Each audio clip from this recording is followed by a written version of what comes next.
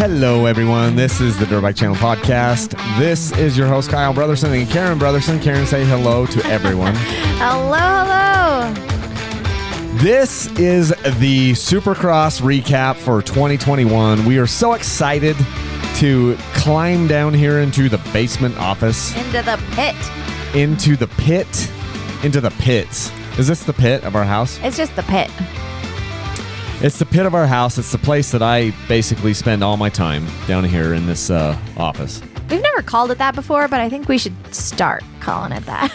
We have in front of us a number of things to talk about. This is, again, SuperCross. To recap, for those of you that don't listen to this all the time, last year, Karen and I did kind of a podcast after every one of the SuperCross races. This year, we certainly didn't get all of them, but we did a few. We were so consistent last time. Yeah, we did a few, and we're just SuperCross fans. So, I mean, if you love SuperCross here in the United States, or if you love SuperCross anywhere else, and you watch SuperCross here for the United States, the series that we have, we watch every race. We record it. We watch it later, and the last Sometimes we watch it twice. Yeah, the last couple of weeks, I was able to go the last 2 weeks and take the boys, and then Karen and the girls, all of us got to come last night to the last round. So I was able to see the last 2 rounds, and Karen saw the last 1 round in person here in Salt Lake City. And it's just so fun. I mean, obviously, it's a different race. You see different things when you're there in person. And there are some reasons why I like watching it on TV better than in person. And there's some reasons why I like going to the race better. What is your opinion on that, Karen? Watching it on TV versus watching it in person? So I feel that when I watch it on TV, I get better commentary because I can hear the announcers. I can hear Ricky Carmichael saying, "Oh, check this out," and his neat perspective on the race. However, when you're there live, you can't see the whole track really. And secondly, you can't hear anything. So, I mean, they have like the little prompt of what they're saying on the screen, but who reads that because you're too busy watching the racers? So pros and cons, but I love going in person. I love smelling the 2-stroke. the race gas. The race gas, whatever it's called. I love it. It's so fun. And then, I don't know. Yeah, I would love to go to the races and then come home and watch them. That would be like the best. Yeah, and that's what we did this last time. I mean, we just finished rewatching it here on Sunday afternoon. So we went to the race last night, got home super late because it was a late race, and then got up, went to church, and then got the kids fed, and then we sat down and watched it again, watched the 250 main, watched the 450 main, and then wrote some notes down, and then just came right down here in the office to record this so that we could bust it out. And overall, I just wanted to say, what a great year. The fact that they were able to do this, and it was a modified schedule because of COVID. I know people worked really hard to make this season happen, and it worked. I mean, I don't want to sit here and say that I agree with everything the AMA does, and I don't want to sit here and say that I agree with everything Feld does. They're the ones that are the race promoters that put it on TV, but I will say, I mean, they did a good job because they got all the races done. They kept serious about it. Yeah, I was a little bit frustrated when they were sitting there telling me to put my mask on when I'm outside in an outside stadium. But I did it. Social distancing. And Yeah. I did it, and I think that it worked really well. And they were put in a tough position, and they're like, "Hey, we're going to have everybody wear masks. We're going to be very serious about this." And no one in the top 10 in either of the 250 division or the 250 divisions or the 450 division, none of them sat out because of COVID. There was like one person in the 250 that had to miss like a week or two because of COVID, but none of the 450 guys. Yeah. None of the contenders ever sat out. So everyone took everything very seriously and went about it very professionally, and they got the season done. And there's a lot of people that go into making a race happen, let alone in the middle of a worldwide pandemic. And so hats off to everyone who had a part in that. I mean, there's state commissions, and there's all the people at each arena, and all the behind scenes people that you never see, or the people voting on, are we going to allow SuperCross to this state or that state? And just, I'm just excited. We got SuperCross 2 rounds here in Salt Lake, but just the fact that we even had it was great. So I'm just, there's a lot of people that go into it, and I love that part. Just grateful. Yeah, everyone, they all did a great job, and it was fun. You know, mistakes have been made, obviously, each year, here and there. I do think, I didn't even write this down, but I do think we need to have a couple rule changes. There's something that I would like to propose right now. I knew you were going to say this. So I can't claim this one. I was listening to the Gypsy Tales podcast, and they were talking about this, and I think it's genius. One thing that they need to do A, protect the integrity of the sport, and B, protect the riders. And it would even make things more interesting is when you get down to the last round, right before the last round, you get to drop your worst result. Yeah. And what that would do is it would take some of the pressure off for these riders to ride injured. Yeah. And it would just, think about McAdoo, for instance. Like, he should not have gone back out there the other week. Yeah, so the background for that is, for those of you that don't know, hold on just a second. I got something here. My cord was wrapped around something. Anyway, so Cameron McAdoo a couple weeks ago in Atlanta has a crazy bad crash. McAdoo had a couple of bad crashes, crazy bad crash, and they restarted the race for him. It was a red flag. If they need to get a rider off the track and they can't get him off the track and they need to stop the race for their safety, it's called they red flag it.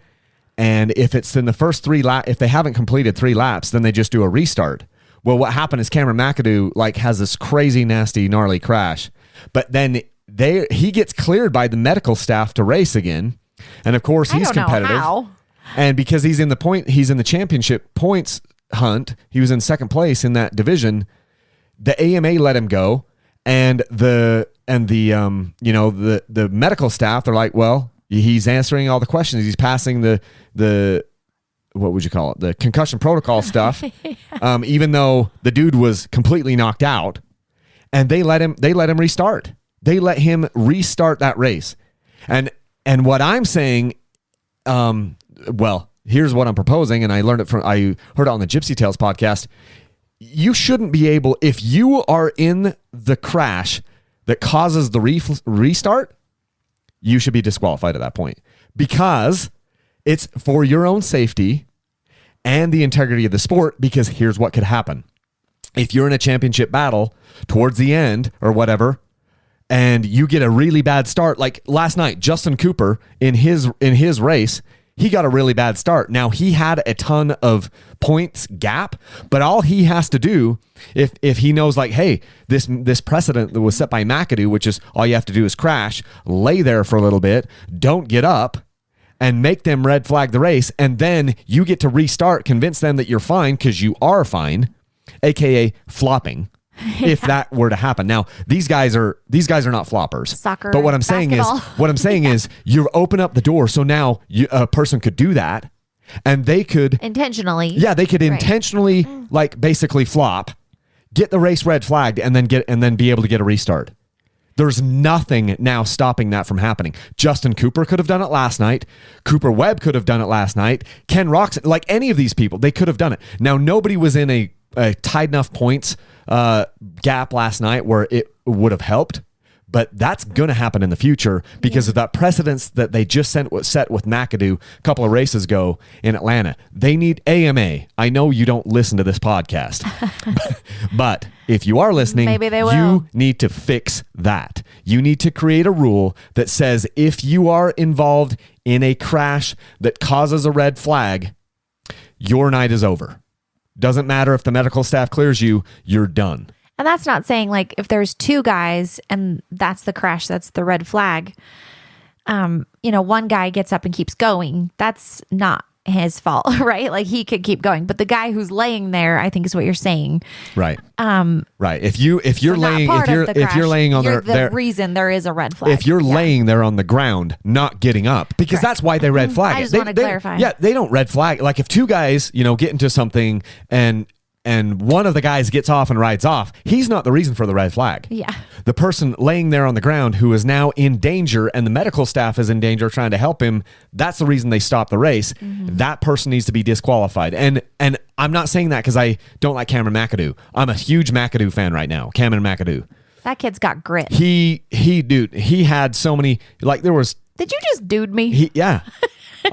He had like 7 crashes that night.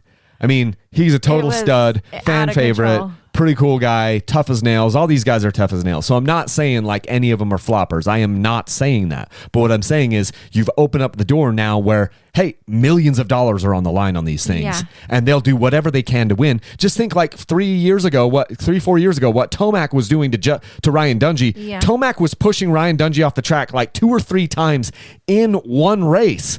And the only reason he did that is because he was so close in a points battle, he was doing anything he could.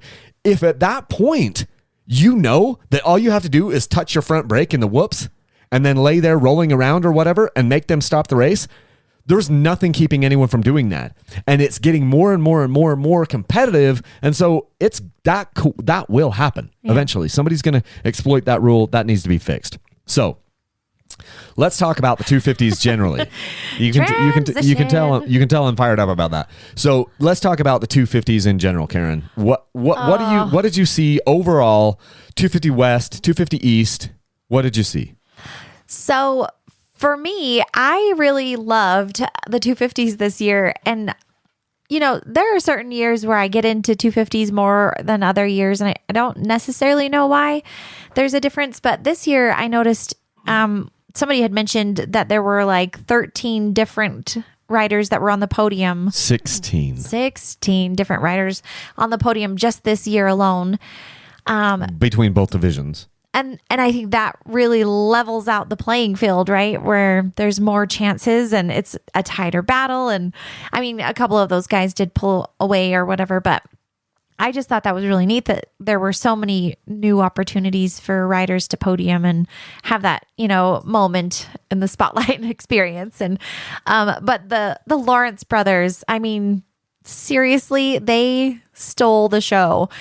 And yes, I mean, we were there and you can tell by Kyle's voice that he was screaming kind of loud because it's like scratchy.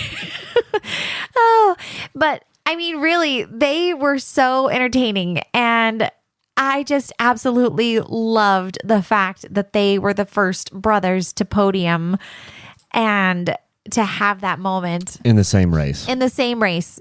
Yes. To podium together in the same race. So, I mean, Jet came out on top and then Hunter was third. And it was so cool. And if you watched it on TV and weren't there in person, you really missed out on some cool things because the camera guys just didn't get to it because they were focused on, you know, the actual championship winners, right? As they should be. But we saw the cool part of Jet and Hunter just like hugging and Hunter's bike flying. What do you call that? A ghost ride?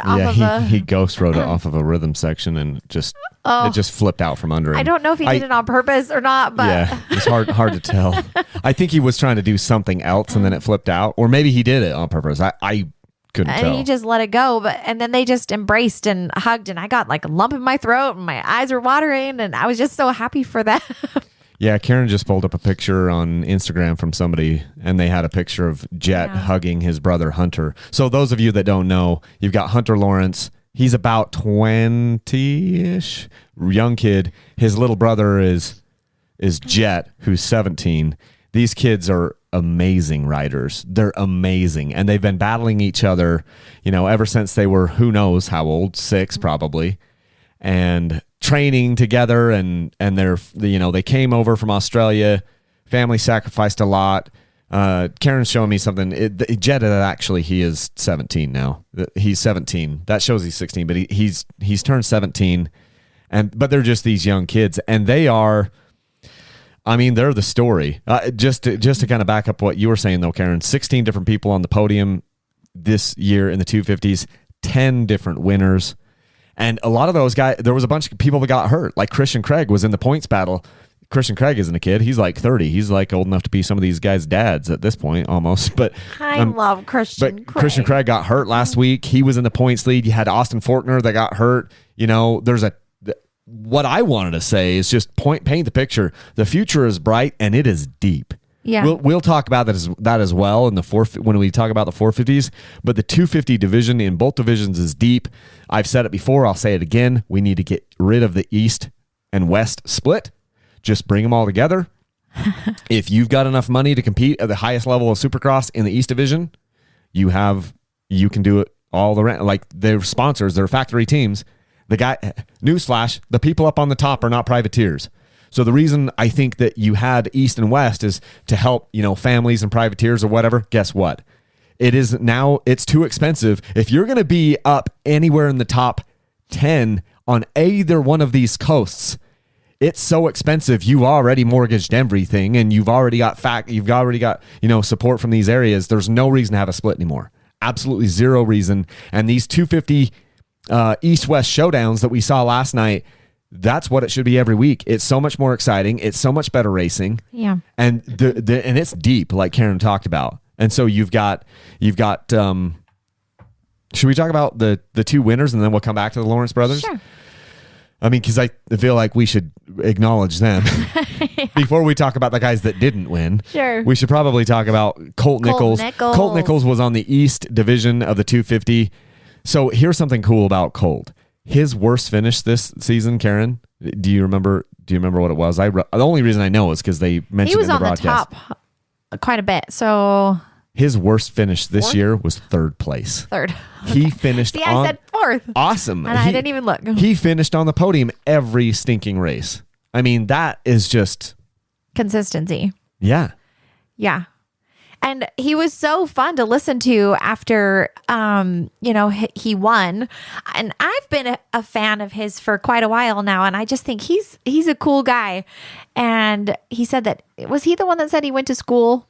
No, that's Justin Cooper. We'll get to him. Justin Cooper. Okay. But yeah, so Colt, you had some interesting thoughts about his interview. You want to share that? Yeah. So a lot of these racers, I don't want to say sound unintelligent, but they get to sound like all they're listening to is themselves, and they're saying the same thing. Bada. And even like Cooper Webb, it's like bada and a lot of ums and a lot of uhs and a lot of for sure's and a lot of super pumped, this stuff. And I get it. These are kids, and they're putting all of their focus into riding.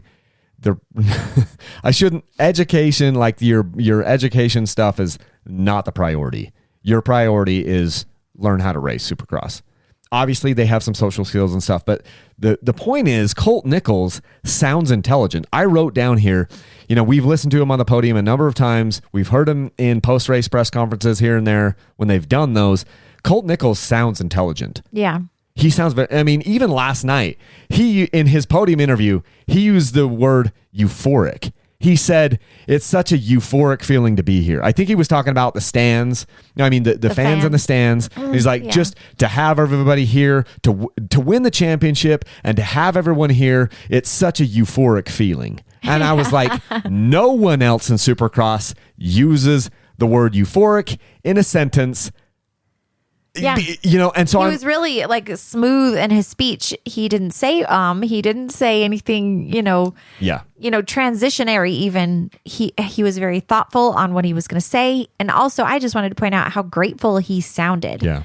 It was really mature of him to sound so grateful. I don't know how old he is, but he kind of won me over just by how his whole presence seemed, Yeah, he's a realist. He also said it's hard. He talked about how hard it is. He's like, we're dirt bike racers. We get hurt. It's part of it. And he's realist.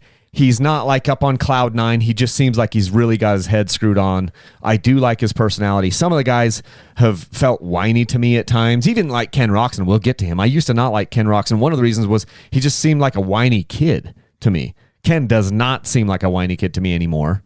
But Colt Nichols, he's a pretty stud kid, and he's a stud, right? He's a Colt stud. So not to have a play on words. The stallions of racers. Yeah. They said that last night during the race. They're like, he's one of the stadium official guys said something about him, of all the ponies or whatever, it's the colt. Like, I can't remember. He used some stallions. I thought he used some horse analogy or whatever. But yeah, Colt Nichols was born in 94. Yeah. Don't make me math. Oh, so he's younger. He's older than some of these other guys. Is that the guy? Are you really? That isn't Colt Nichols. That's a different Colt Nichols. That is Colt. That is a different Colt Nichols. That's a musician, isn't it? No. Maybe. I know how to look people up.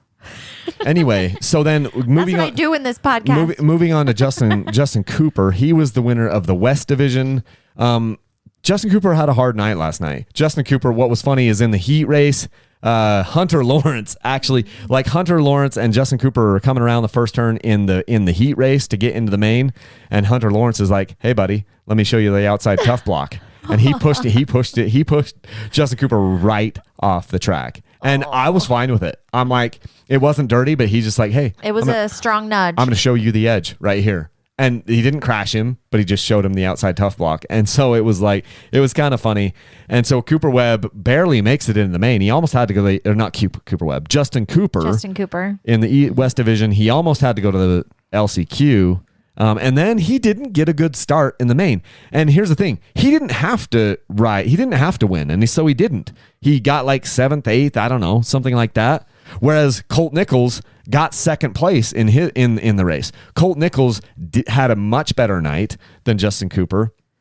And, but neither one of them. At the day, they got what they needed to get done. Yeah, they did. And Colt Nichols got a good start, and he ran up there at the front for most of the time, and that was great for him. Put in a good ride, exclamation point on the season. He ended up with second place on the race, but obviously wins the division. Justin Cooper won his division, but was way lower. And Justin Cooper did mention, to Karen's credit, he talked about how he did public school. Most of these kids get college. Most of these kids get homeschooled, whereas Justin Cooper did all public school throughout high school, apparently, and then a year of college.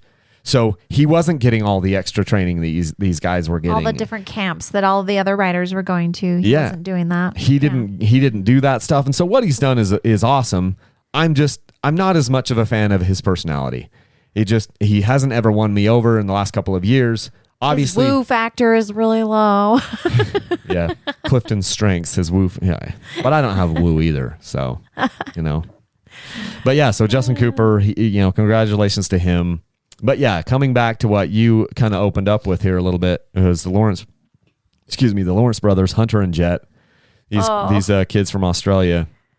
It was so fun. The crowd loved those brothers. It was so fun. Yeah, well, they are the story, and the first two brothers to finish on the podium of the same race, they do a burnout at the end. It was because what happened is Jet Lawrence ends up passing Colt Nichols.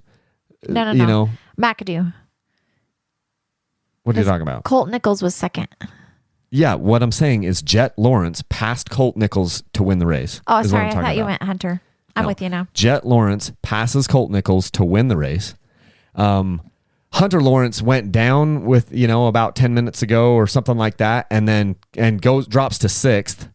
And then he works his way back up onto the podium, passing Cameron McAdoo, like what Karen was saying. And so the race goes Jet Lawrence 1, Colt Nichols 2, and Hunter Lawrence 3. And that was pretty amazing. And then they went over kind of on the north side of Rice Eccles, got over on the boards, and put their front tires together and did a burnout, facing each other. And it was awesome. And Karen said it was emotional. It was emotional and we only know a teeny bit of their story. Yeah. Think about what that's like for their parents. Yeah. You said that in the middle of the race. Like, I don't remember how you said it, but you made me get a lump in my throat because you're like, well, they were battling each other and they were ripping across the finish line. I mean, this is still in the race. It's like the first part of the race, and they're like, those kids are just going balls out. They are just going. They are just tearing up and just pushing as hard as they can. And you've got Jet and then Hunter right behind him, and it's like, oh my goodness, how how nerve-wracking would that be as a parent to watch Yeah. these, Not only one kid, but two, and they're going so fast. and they're head-to-head against each other. And they're so young. And you've watched them race head-to-head since they were on little mini 54 strokes or whatever. And now you're sitting there going, these kids are at the top of the game. This is, the Super Bowl of their era. And obviously they're in the 250 division. But these kids, if they stay healthy, they're going to be the future of Supercross. they could be the biggest thing. And I know I said that about Adam C. and Cirillo, and I still think he could be. Adam C. and Cirillo could be the biggest name in Supercross. This year he was hurt, hardly raced at all. But Adam C. and Cirillo, in the past at least, he's had a really awesome personality. His personality hasn't changed. Well, but he hasn't been letting people in. Yeah. He's just kind of gone under a rock, which he didn't do that before. So what I'm saying is, right.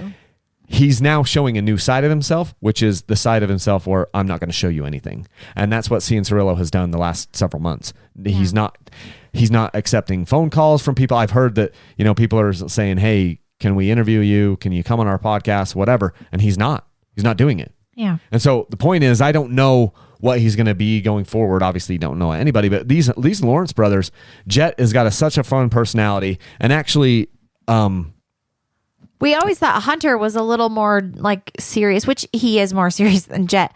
But last night you got to see this little bit of banter back and forth in their interviews after the race. And what you didn't see on the TV was really fun because, these brothers, they hugged for a while just crying together, and after the race. And it was so cool. And then the way they were interacting with the crowd, and all the while what you were seeing on TV was, the championship boys and that was great, but you missed the fun part, and the crowd was just going nuts for these boys, these brothers. And so I think if they stay healthy, these guys could take over Supercross for the next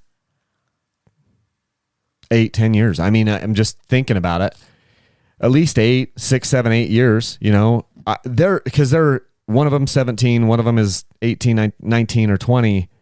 Eli Tomac and Ken Roxon, they're 28. Yeah. Somewhere right in there. And so these kids have 10 years and it'll be fun to see. And you never know what's going to happen. It is freaking motorcycle racing. They're going to have injuries and they're going to have setbacks and they're going to have all these things. And they've already had that at this point of their careers too. And you never know what'll happen, but I think it's going to be fun to watch them. And there's a lot of guys in both divisions, both 250 and 450, that have a lot of promise still in front of them. And it's deep and it's only getting more competitive, and they've got to be better and better and better. The riders that are coming up right now, and the fields are way deeper than it was when, Ricky Carmichael was racing. He even said it on the broadcast that when he was racing, it wasn't this deep. It wasn't that competitive. When he was racing, it was usually against one or maybe two other people that could beat him. Yeah. It was like James Stewart might be able to, if you're Ricky Carmichael at the time, whatever, 2000, 2001, 02, 03, 04, whatever, you get what I'm saying. It was like, well, you were racing against James Stewart or you were racing against Chad Reed. Obviously, and sometimes the three of those guys were racing together. Villapoto and Ryan Dungey. But they were later. Yeah, that's what I'm saying. Like together, they were. The point is, because he even said, I didn't have 10 guys that could beat me on any one night. And now it is like that. There are 10 people that could win a main event, especially 450, 250. You got all these people that could win. Yeah. And you got the Seth Hamakers of the world that are coming up, and the Cameron McAdoo's and the Joe Shimodas, and obviously Christian Craig. He'll probably be on a 450 soon. But the point is, there's a ton of guys in the 250, and there's a ton of guys in the 450. So should we transition over to the 450s? Let's do it. So what are your thoughts overall? What do you want to lead with on the 450, Karen? Oh, that's a hard question, Kyle. I don't know. The 450s, we all could feel Cooper Webb's momentum. Me and my daughter and Kyle a little bit were Roxon fans, and it was just kind of hard to watch that part of it. Even our daughter was just so bummed after the race, but I also love Cooper Webb. I think he's really a great rider, and he's got a mind strength that it's hard for me to wrap my mind around how strong he is mentally. And so that's just really impressive. And I'm grateful, that nobody got hurt really. And that it was a good race. There was lots of battles. And at one point, I can't remember what time it was, like 16 seconds or 16 minutes in, where they had teammate in first and second. So it was Roxon and Sexton. And then in third and fourth, it was teammate with Cooper Webb and Marvin Muscan. And then fifth, sixth, and seventh were all the Yamaha guys. And I'm just like, so it was Aaron Plessinger and Dylan Ferrandis and Malcolm Stewart. And so you like how I can just rattle off all these names? I don't even have a paper in front of me. You like how I knew which one you were going to forget and I leaned into the mic, Malcolm? Yeah. No. No. I could feel when you've been married as long as we have, I'm like, she's rolling. And then I'm like, she's forgotten this guy. I'll just help her out on this one last name. But no, you have all the names. And I said I would have got it if I had like 4 more seconds. Totally. And I even said this to you after we got home. We were just like finally done and laying in bed. And I was like, thank you for being awesome. And it's fun to go to a race with you and that you're into it as much as I am. It's really, it's fun. Well, and then my response back to him was, well, thank you for being into it, because if you weren't, I mean, these races wouldn't be as fun because I'd have to go by myself. I will remind you, I introduced you to this. You started getting into it after you started me watching it on TV and getting more into it. And then you just like, that is very slowly... true, but I am just as a big fan as you are. Yeah, you are now. And I didn't even start. I was riding dirt bikes and then I got exposed to it. And I slowly just kind of got sucked into it. Yeah. And the thing that sucked me into it at the beginning was I'd been riding for, 3-4 years or something. And then I started seeing some YouTube clips or something, and I couldn't believe what they were doing on the motorcycles. Because so I don't ride Supercross, and I haven't even ridden motocross, really. But you can see, like, how did you get into this rut? How did you come out of that corner this fast? Yeah. Like, wait, that's a 90-degree corner. You go into it 20 miles an hour. You turn and you shoot out of it 25 miles an hour. Or Cooper Webb's turns. Holy crap. I mean, the way he can turn is really impressive. He can do a pin turn and he's going like third gear. I don't know. He's so fast. Yeah, they're all amazing, and they all do different things. And I think you did a good job of characterizing kind of what the season was. And the only thing I would say, I want to set the record straight, because you said, Kyle, kind of a Ken Roczen fan. I am a Ken Roczen fan. I wasn't a Ken Roczen fan years ago, but I am now. But you're also equally, it feels like, a Cooper Webb fan. I am. I like him for different reasons. And so this year was actually really super fun for me. It was really fun for me. I think it was maybe one of the funnest years because I felt like I had 2 horses in the race and I enjoyed it no matter what. And I'm taking a step back and I am trying to be a little bit more present in just, I'm not great at it, but I've been working about being present in my life. And what I mean by this context is, so I've never really been a big Eli Tomac fan. I know we haven't been talking about Eli yet, but here's what I want to bring up. I'm a little saddened that I didn't appreciate Tomac more the last 4 years than because I think I should have. Because what's happening now is I'm seeing Ken Roczen kind of, he's on the downslide of his career. He's still amazing, but I don't think you can make the case that he hasn't peaked yet. He might be able to do better last year than he did this year, but I think he's peaked. His peak was a couple of years ago when he was injured, and he's on the downhill slide. I think that's the same can be said of Eli Tomac. Cooper Webb, I don't think he's hit his peak yet. He's somewhere right around it, but I think he can still go up and be on the top part. But Eli Tomac, he's not the same rider he was the last couple of years. And what I'm trying to do is be more present and just appreciate the people for what they're doing right now. And Tomac is the one that has shown that to me, that I should have been appreciating what he was doing on the bike more than I did. Because now when he's starting to kind of like slide a little bit, I'm going, everyone slides. So what I need to do is appreciate the stage of the career that they're in and just and like take it in for what it is. Oh. Whether it is Roxanne, Yeah. and I tying back into Roxanne because Roxanne is doing amazing things. A year and a half ago, no one even knew if Roxanne could ever win again. Coming back from the Or injuries that he ride. was in. Or have an arm. Yeah, there were like all these big question marks, and the dude pushed through, and he got back.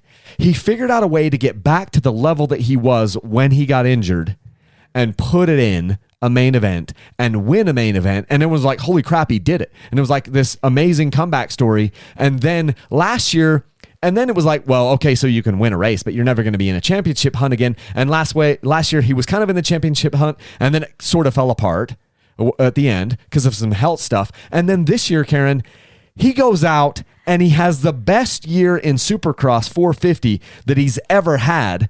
There were times where it looked like he might run away with the championship.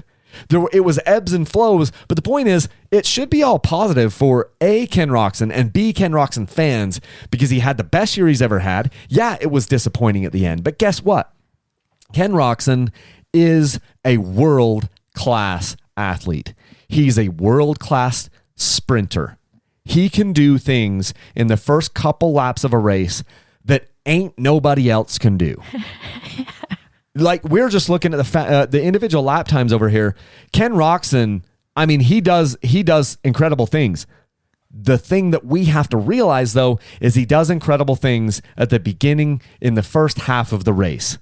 He is not the same guy in the second half of the race, and that doesn't mean that he needs to train harder. It doesn't mean he needs to dig deeper. I just think it's biology. I think there's something in him, the way that the chemistry in his brain and body and cells work, is that he is going to beat you in the first half of a Supercross race. But then that he's got to be perfect in the second half, because he's not going to be as fast as you in the second half. He's just not going to be as good. He's got to get a far enough lead. Yeah. So that way in the second half. Yeah, and he needs to get some help. A guy like Cooper Webb, who gets better as the race goes on, Cooper Webb has got to get buried. He's got to get buried, and he's got to have some dang adversity. If Cooper Webb if you're Ken Roczen and you start in first, and Cooper Webb starts in first, or Webb starts in second or third, it's going to be nigh impossible for you as Ken Roczen to win this race. The reason why is because you need other people to get in Cooper Webb's way, because he is just more consistent throughout the race, and Cooper Webb will put in his fastest laps typically after the halfway point of the race. So you guys are going opposite directions in these races, and it makes it really hard for Ken Roczen to win. But I still want to come back to it and say that doesn't mean Ken Roczen isn't world class. Yeah. It just means that's what he is, and we need to appreciate and celebrate that. Yeah. And I mean, when you're talking about these lap times, it's like 1/100th of a second, of lap times. And I just think that's really impressive, or to 1 second, and those seconds really matter in the long run. However, these guys are all amazing. If they even get to an event, they're amazing, like AJ Catanzaro, for instance. Like, he's amazing. All of these guys if they can qualify for a main, they are the cream of the crop. You're one of the top 22 people in the world Yeah. for this particular event. Obviously, you got MXGPs in Europe, and that's a totally different thing. And you've got outdoor nationals here in the United States, Right. the motocross stuff. It's a little bit different event, and a lot of those guys are good. Like, that's the other thing, is Ken Roczen has owned Cooper Webb multiple times in the outdoors. Yeah. So, and it's funny too, because you would say, and we talked about this last night as we were laying down in bed. It's not that, okay, Ken Roczen can only do it for 10 minutes. The motos in the outdoors are 30 minutes plus 2 laps. Yeah. And so he can go, but in that type of a race, I mean, I'm not a big outdoor, aficionado or anything, but those races, I think it's more about flow on the bike, because you're going faster. I think there's more time to breathe. I think in Supercross, it's just so much more condensed. It's about finding the fastest way around a corner and doing it in a tight corner, And Webb's a master of that. Whereas Roczen is about style and flow and finesse. And I think he's almost always gonna. And Cooper's a maximizer. you know? He's like, he's about efficiency and maximizing in a short space. And so he just gets it done in like those Supercross. turns. But so you've got to recognize that Ken Roczen is a fast twitch sprinter. And we love him. And that's cool. He is fantastic. Yeah. There were tons of Roczen fans. It was so fun. There's more Roczen fans than Cooper Webb fans right now. Oh, man. And you can tell why. Roczen is an awesome personality, good looking dude. You know, he's got a little family. He's got a little family, and he's just cool. You know, he's the surfer dude. Even his intro video. I wish they'd show that on TV, by the way. He's just cool. Yeah. Like, I mean, and Cooper Webb, I like Cooper Webb for completely different reasons. Cooper Webb wins the championship, and he's one race away from being a 3-time championship, Karen, because in 2020, he crashes on a dragon's back in Arlington, Texas. And that gives it, like, he's basically doesn't finish the race that night, comes back the next week. He's pretty banged up. He gets, not a good result that night. And he finishes the rest of that season, and he's clawing his way back into it. And Eli Tomac barely defeats him last year when he was injured by that thing. So if Cooper Webb doesn't have that one crash on a dragon's back in the year 2020, so going back to the beginning, he's a 3-time championship. Going back to the beginning, if he could have dropped that one race, then those points would be a lot closer between him and Tomac. Yeah. And I'm not saying we should drop the race so that Cooper Webb can have 3 championships. It would benefit all of them. It would benefit all of them. It would make it safer. It would make it more interesting down the stretch. And it could have saved Ken Roczen. Because if Ken Roczen got to drop his worst, it would have helped Ken more than Cooper this year. Yeah. Because Ken had a worse finish than Cooper. Yeah. And so it would have helped Marvin Muscan. Guess what? Marvin was awesome. In 2018, if you could have dropped your lowest, your worst result, Marvin Muscan is the Supercross champion in 2018, not Jason Anderson. Yeah. Because Jason Anderson beat Marvin Muscan only by like 3 or 4 points, maybe 6. Point is, like, Marv missed 2 races that year when Jason only missed 1, and that was the difference. So if you let these riders drop their worst score, they do it in other sports. They do it in surfing. They do it in, I don't want to... college English class. They do it in all these different places, and it would be good for the sport and good for the riders, good for the long-term health of these guys, and make things more interesting. It would be awesome. And I mean, this year, it would have just made the points battle a little bit closer, and it would have been great. But Cooper Webb, we saw something last night that he didn't have to do. All he had to do, he just really had to finish the race. If Ken Roczen would have won the race, all Cooper Webb had to do was finish 19th.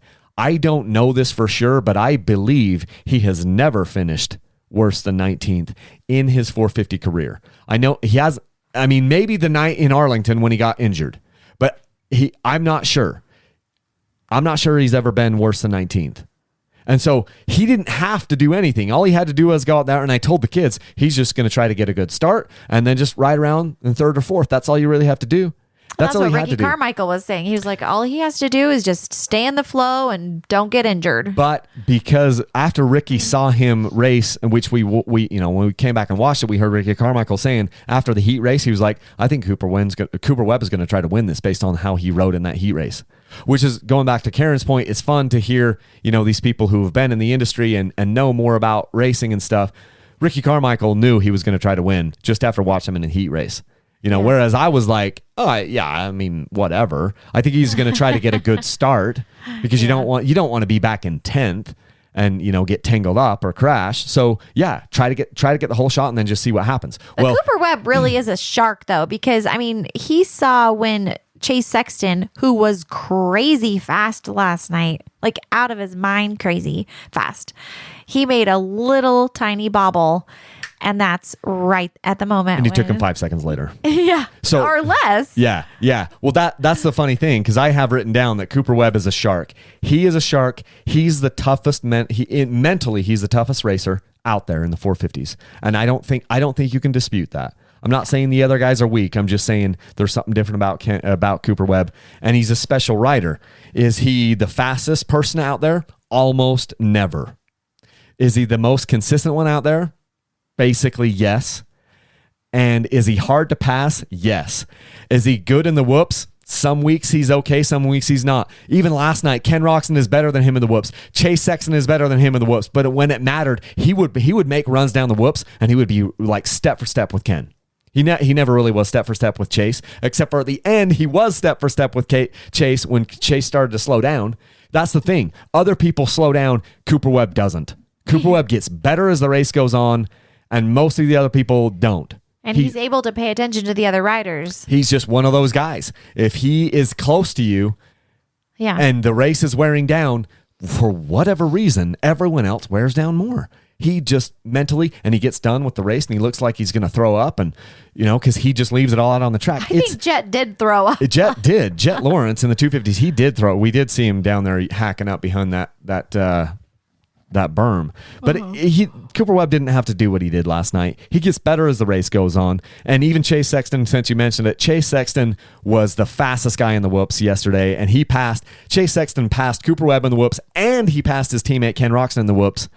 And then Ken Roxon kind of just set an anchor and just went backwards, ended up finishing in like 10th place. But Chase Sexton was the fastest dude out there for a while.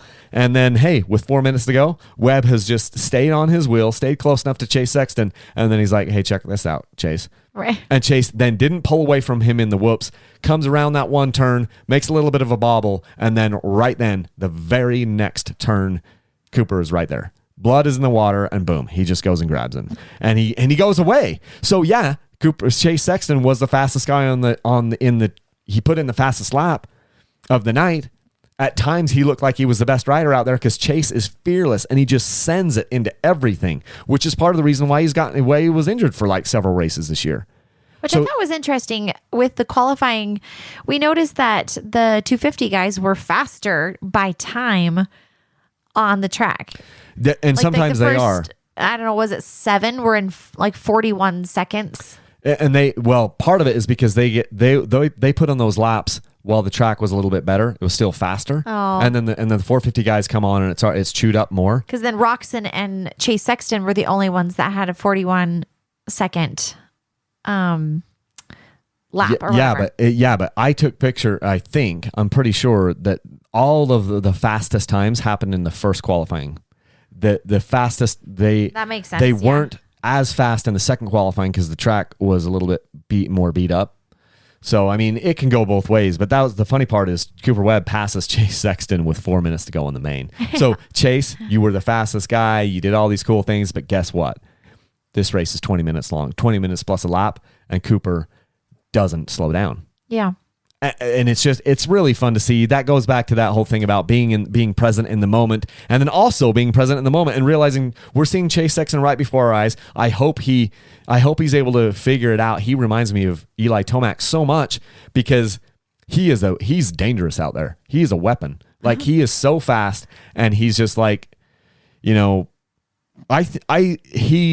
definitely going to have wins in his career, and I think he could win a championship. He's totally fearless. And Tomac I think he's just past the age. Last year was the last year that he was willing to just lay it all out. This year, because last night he went, okay, so in the second to last round that I went to, Tomac was the fastest qualifier.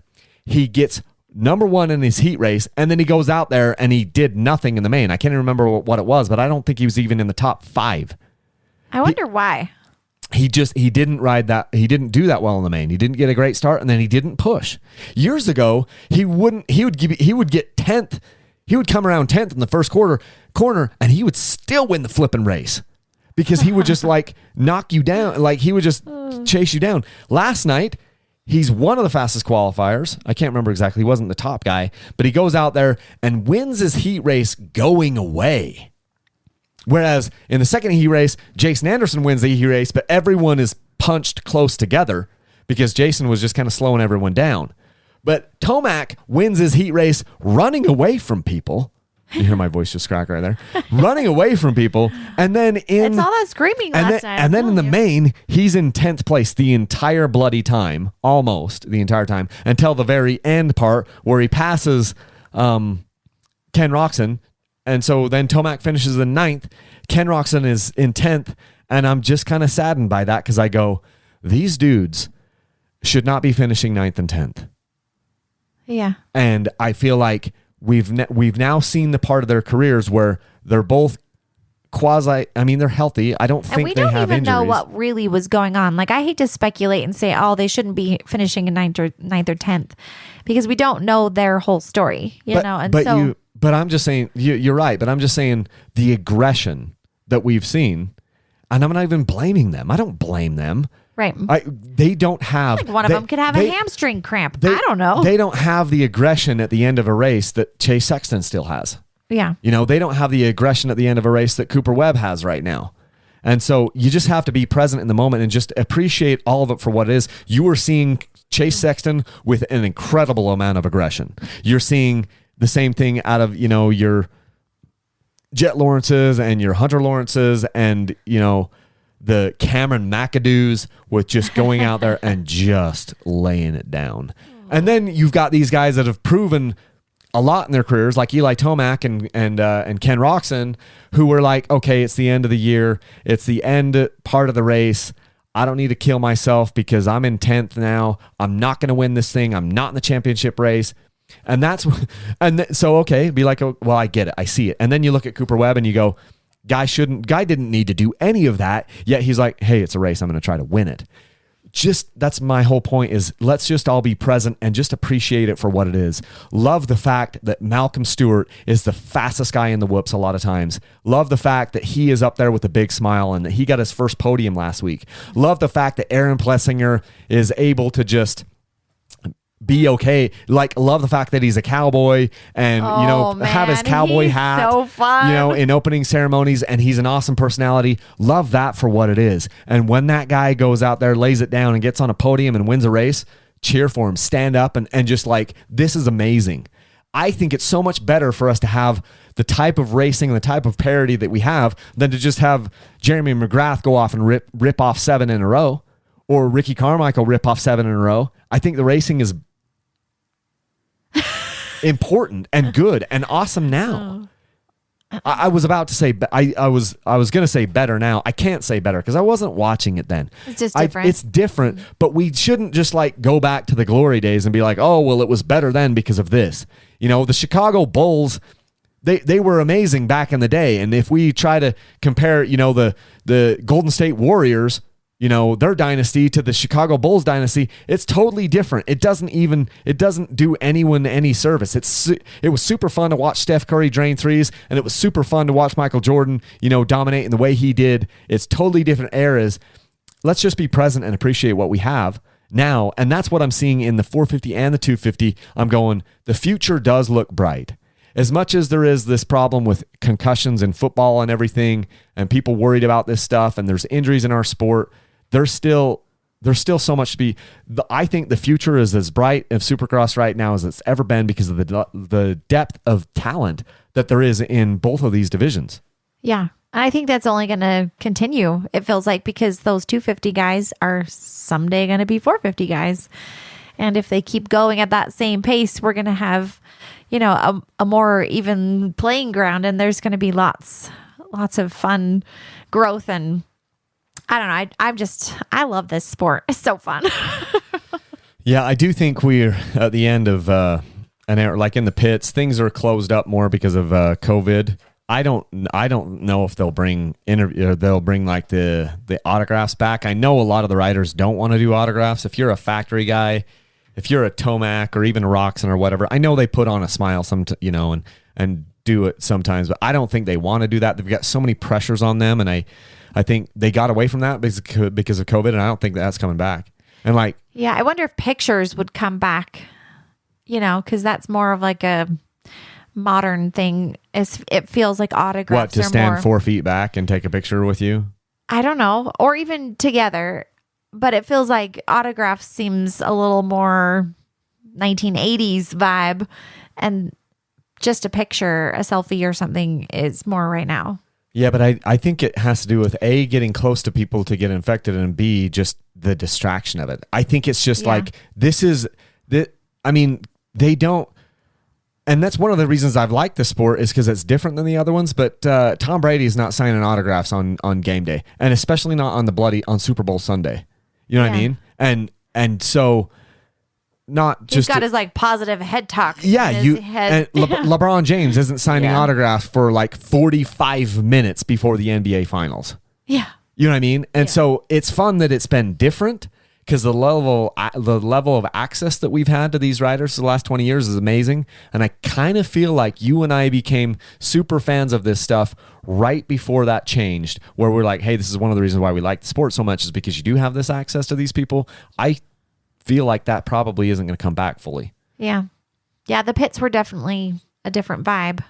Totally. It was just more of like walking around to see if you could see someone. Like our kids got really excited. They saw Jet Lawrence like 6 feet away, at his little table under his tent.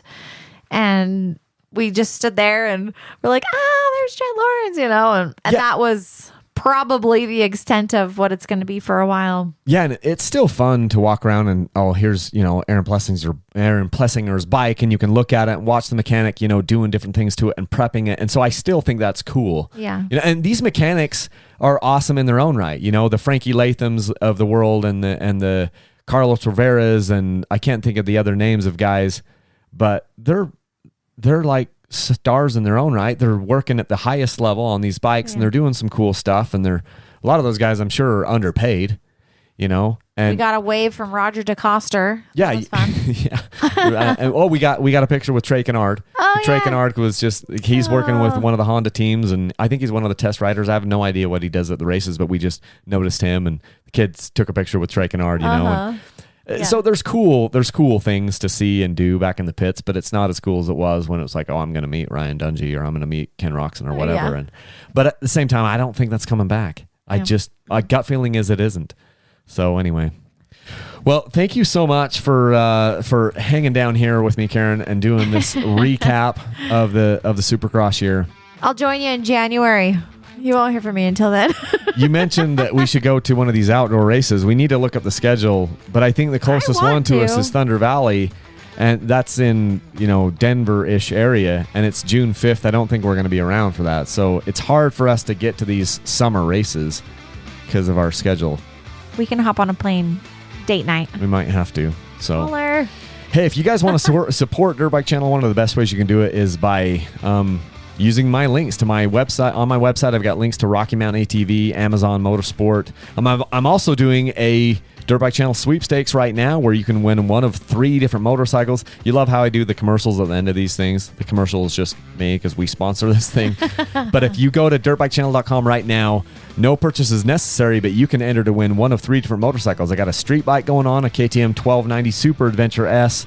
There's also a Kawasaki KX250X dirt bike, and then a 2021 KTM 125XC. I have to close my eyes to rattle off these things because I got so many numbers and things going on in my head. I think Karen's laughing at me because I closed my eyes to talk about those bikes because I had to transition. But if you go to dirtbikechannel.com right now, all the details are up there.